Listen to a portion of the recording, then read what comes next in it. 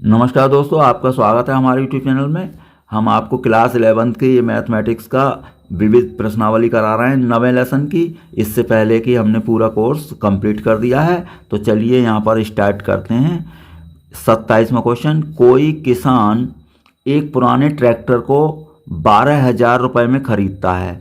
वह 6,000 रुपये नगद भुगतान करता है और शेष राशि को 500 रुपये की वार्षिक किस्त के अतिरिक्त उस धन पर जिसका भुगतान ना किया गया हो 12% वार्षिक ब्याज भी देता है।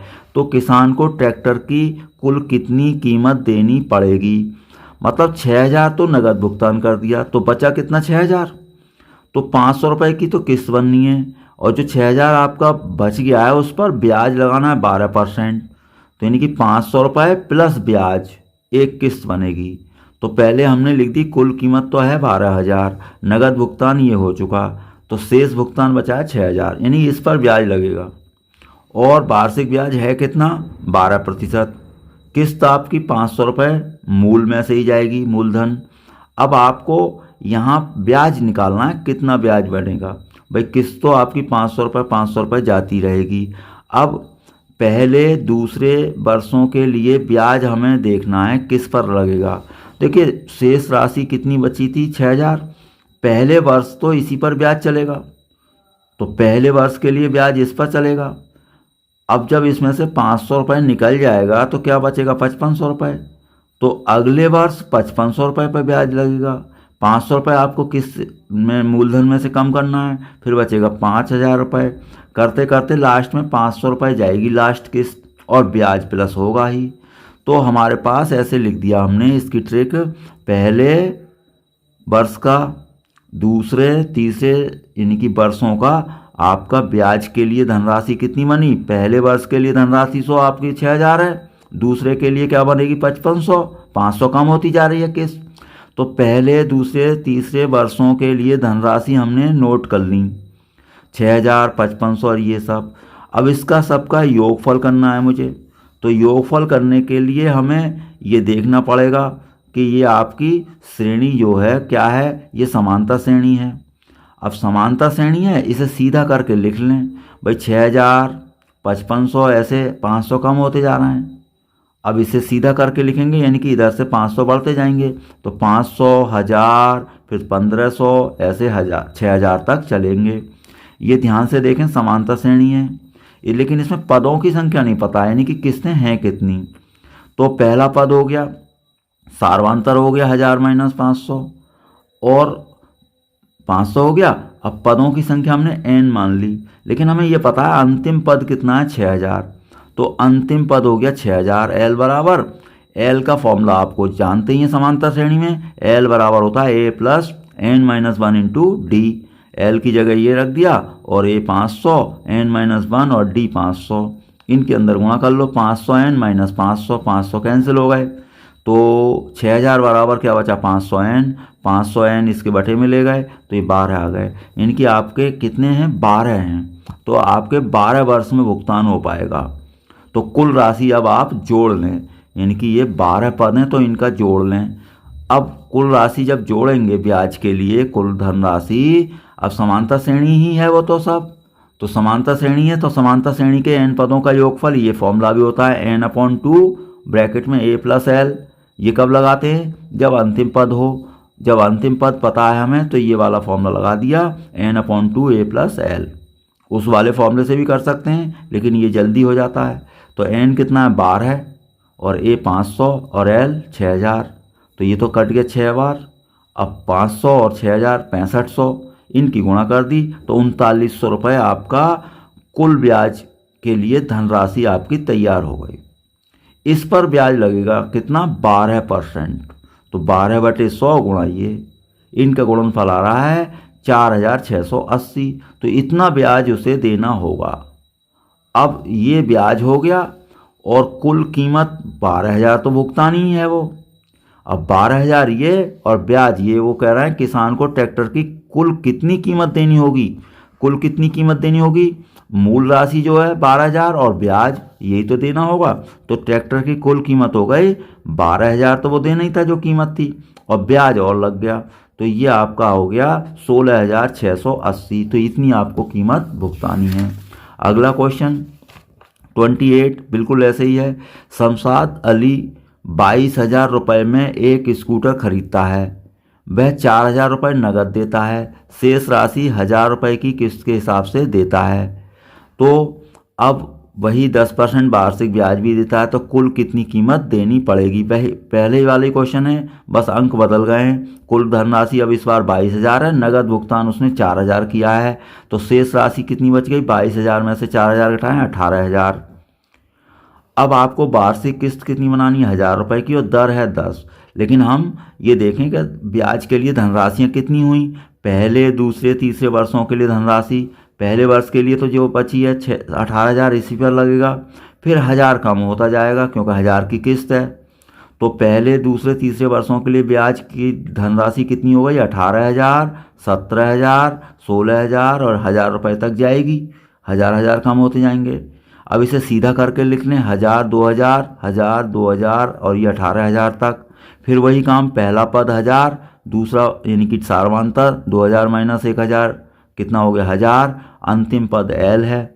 इसमें पदों की संख्या नहीं पता है तो एल वाला फॉर्मूला फिर लगाया हमने, एल बराबर A plus N minus 1 into D. तो ये 1,000 रख दिया और ये 1,000 इनकी गुणा कर ली, तो 1,000 से 1,000 कैंसिल हो गया, तो 1,000 एन बचा, 1,000 इसके बटे में जाएगा, तो 18 पद हो गए। तो आपके कुल ब्याज के लिए कुल राशि निकाल लें। भाई ये है तो सब समांतर श्रेणी 1,000 ये सब तो हमने ब्याज के लिए कुल राशि निकाली, यानी समांतर श्रेणी के एन पदों का योग n/2 a प्लस एल। तो एन है 12, वो 18 है, तो 18/2 और ए 1,000 है और एल अंतिम पद 18,000 है। तो ये हो गया 19,000 और ये 2 से 9 बार कट गया, इनका गुणनफल आ गया 1,71,000। अब देखें इस पर ब्याज लगेगा हमारा कितना 10%, तो 10/100 से इसे गुणा कर दी, तो ये 0 कट गया, 1 0 ये कट गया, तो आपका ये बच गया 171 और 00, तो 1,00,000 यानी कि 17,100 बच गए। अब कुल कीमत कितनी देनी होगी, 22,000 तो नगद मतलब वो जाना ही है भाई, 22,000 का तो स्कूटर है ही, और ब्याज और लगेगा, तो ये ब्याज इसमें जोड़ दिया हमने, तो आपका बन गया ये आपका 39,000 और 100 रुपये आपके पूरे स्कूटर की कीमत हो गई। तो ये क्वेश्चन नंबर आपका 28 था, तो दोनों एक जैसे हैं। 29 क्या है, एक व्यक्ति अपने 4 मित्रों को पत्र लिखता है, वह प्रत्येक को उसकी नकल करके 4 दूसरे व्यक्तियों को भेजने का निर्देश देता है। यानी पहले व्यक्ति ने 4 लिखे, तो चारों से कहता है कि वो 4-4 पत्र और आगे बढ़ाएं। इसी तरीके से उनसे भी कहें कि वो 4-4 और आगे बढ़ाएं। ये है इसका पूरा मीनिंग।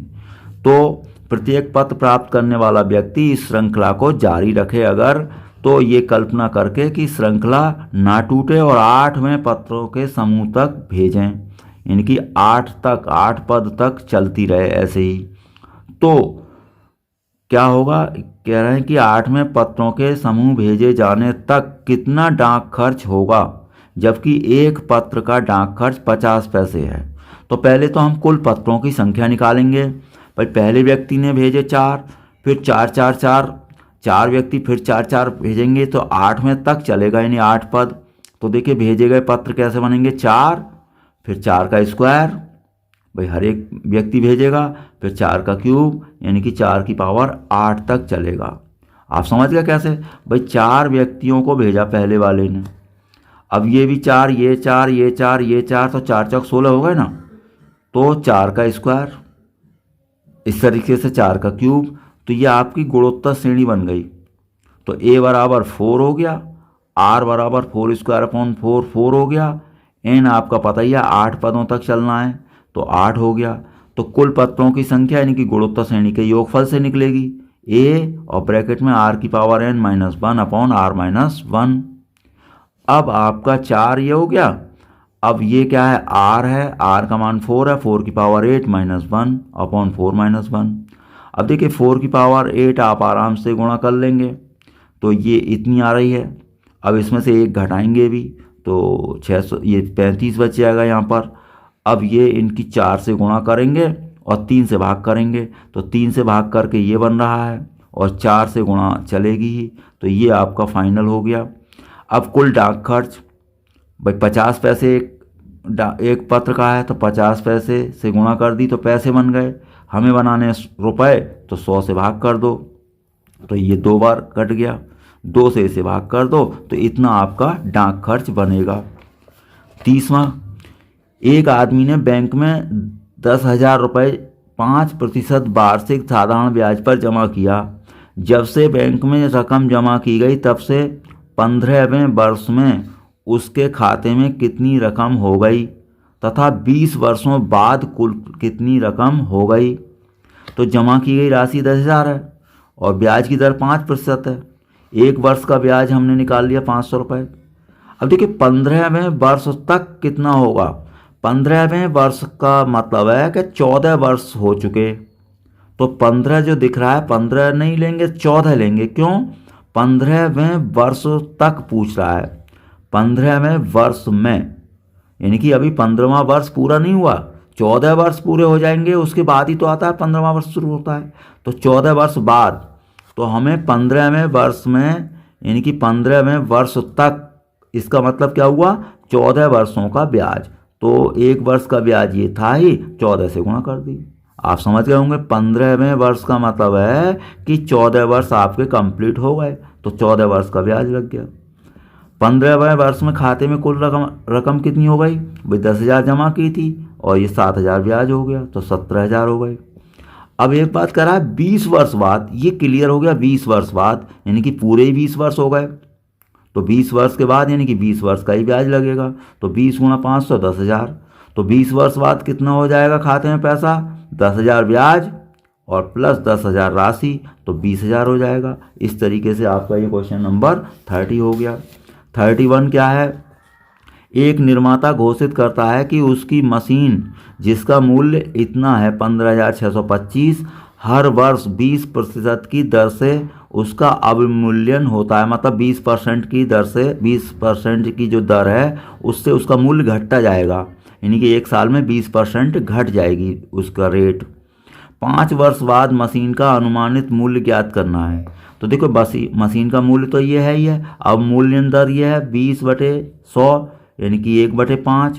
तो एक वर्ष बाद मशीन का मूल्य बचेगा कितना भाई, कुल मूल्य तो ये था, उसमें से 1/5 भाग इसका घटाएंगे, तो इसमें से इस राशि का 1/5 हिस्सा तो अवमूल्यन हो गया यानी कि उसका घट गया, तो इसे घटा दिया। इन दोनों में कॉमन ले लो तो क्या बचा 1 - 1/5 4/5, यानी कि एक वर्ष बाद आपको जो अवमूल्यन हो रहा है 4/5 से गुणा कर देंगे तो आपकी उसका कीमत आ जाएगी। भाई ये तो आपकी घट गई राशि, इसे इसमें से घटाने के बाद ये कीमत बची है आपकी एक वर्ष बाद मशीन का मूल्य। तो एक वर्ष बाद मशीन का मूल्य कैसे निकल रहा है, कुल राशि को 4/5 से गुणा कर देंगे। आपको तो 5 वर्षों बाद मूल्य निकालना है, तो एक वर्ष में 4/5, दूसरे में 4/5, तीसरे 4/5, 4/5, 4/5। भाई जो राशि है उसके हिसाब से अवमूल्यन होना है। जो कीमत इस समय है इसका 4/5 घटना है, फिर इसका जितनी है उसके 4/5 घटना है आपको, यानी कि हर वर्ष जो पहले वर्ष वाली राशि थी उसका 4/5 घटाना है, तो 4/5 आपकी कीमत रह जाएगी। तो 5 वर्षों बाद मशीन का मूल्य कितना बचेगा, इतना, इससे गुणा कर दी 4/5, 5 जगह हो गया। अब 4 4 4 4 इनकी 5 बार गुणा करोगे तो 1024 आ जाएगा, इनकी भी गुणा करेंगे 3125 आ गया।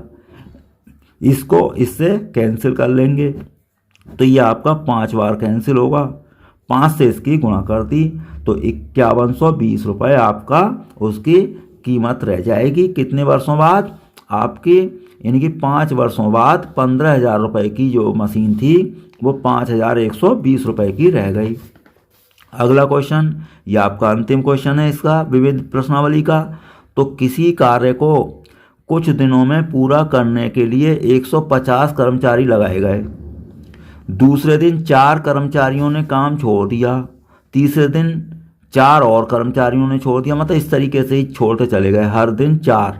अब कार्य पूर्ण करने में x दिन अधिक लग गए, मतलब x दिन फालतू लग गए। पहले अगर n दिन लगते तो अब n + 8 दिन लगेंगे। तो हमने मान लिया कि माना 150 कर्मचारी रोजाना काम करते हैं तो x दिनों में काम हो जाता, तो कुल 150x हो गया। कुल कार्य क्या हो गया? 150x।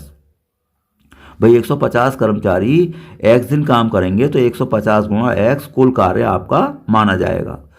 यदि रोजाना 4 कर्मचारी कार्य छोड़ते हैं तो क्या है? 8 दिन अधिक लगेंगे, यानी कि x प्लस 8 दिन लगेंगे। अब तो इसको हम कैसे निकालेंगे कुल कार्य? पहले दिन तो आपका 150 लोग कार्य कर रहे हैं, फिर अगले दिन 4 कम हो गए, फिर अगले दिन 1 और 4 कम हो गए। कितने दिनों तक चलेगा अब काम? x प्लस 8 दिनों तक चलेगा। भाई पहले तो सीधा मेथड था कि 150 कर्मचारी रोजाना काम करते हैं, रोजाना 150 रोजाना 150, तो x से गुणा कर दिया हमने, x दिन लग गए। अब दूसरा काम है, क्या है? 4 रोजाना छोड़ रहे हैं, तो पहले दिन जो हमने 150 लगाए थे उन्होंने 150 ने काम किया पहले दिन, दूसरे दिन 4 कम आए 146 ने काम किया, तीसरे दिन ऐसे, तो 8 दिन फालतू लग रहे हैं, यानी कि x प्लस 8 दिन तक करेंगे। तो एक तरीके से ये समांतर श्रेणी हो गई, x प्लस 8 पद हो गए इसमें। तो इनका योग कर लें आप, तो ये कुल कार्य बनेगा।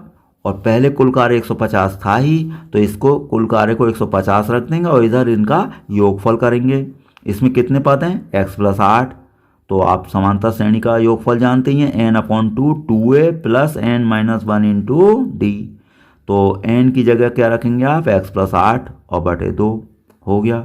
अब a 2a 150, अब n की जगह x प्लस 8 और माइनस 1, और सारवांतर कितना है इसका? 146 में से 150 घटाएंगे तो -4 है, तो -4 से इधर गुणा हो गई, और ये x प्लस 7 बचेगा, ये 300 हो गया। 4 से अंदर गुणा कर दें, 300 माइनस कितना बना आपका? 4x, और आपका ये बन गया -28, तो x प्लस 8/2। अब देखिए 300 में से इसे घटा दें, 272, और ये -4x, x प्लस 8/2। अब इन दोनों में क्या है? 2 कॉमन ले लिया है, तो 136 और -2x बचे, 136 माइनस 2x बच गए, 2 से 2 कैंसिल हो गए। अब इन x प्लस 8 और 136 प्लस 2x इनकी हमने गुणा कर ली, तो 136x माइनस 2x स्क्वायर, और 8 से इसकी गुणा कर दी, और 8 दूनी 16x, तो 120x बचे, और माइनस 2x स्क्वायर, और ये हो गया। अब ये सब इधर को उठा लाए तो प्लस 2x स्क्वायर हो गया, और आपका 120 इधर आएगा माइनस हो जाएगा, तो 150 में से 120 घटाइए, 130 बचेगा केवल, और माइनस का 1088। इनमें 2 कॉमन है, तो 2 कॉमन ले लिया हमने और वो 0 के फॉर्म में पहुंचा दिया, यानी कि प्रत्येक पद को 2 से भाग कर दिया, तो x स्क्वायर, और ये 15x, और ये 544। इनके हमने गुणनखंड कर दिए। गुणनखंड आप जैसे भी जानते हैं 10th क्लास से, तो 2 से जैसे काटते काटते ये क्या आएगा? इनके 2 दूनी 4 दूनी 8 दूनी 16, और 16 दूनी 32 और 17, तो 32 में से 17 घटा रहे हैं तो 15 बचेंगे, तो ये आपके 32 माइनस 17 हो गए, और ये फैक्टर हो गए x प्लस 32 और x माइनस 17। तो x का मान हम धनात्मक वाला लेंगे, तो x माइनस 17 जीरो होता, तो x बराबर 17। तो x बराबर 17 तो वो वाले दिन हैं जो रोजाना काम करते 150 कर्मचारी, लेकिन अब 8 दिन फालतू लग रहे हैं, तो कितने दिन लगे ने हमारे पास? x प्लस 8, वो कह रहे हैं ना कि अधिक लगते, अगर 8 दिन अधिक लगते तो दिनों की संख्या ज्ञात करो जिनमें कार्य पूर्ण होगा। तो कार्य कितने दिन में पूर्ण होगा? अब x प्लस 8 दिनों में, तो x का मान 17 है, तो 17 प्लस 8 25 हो गए।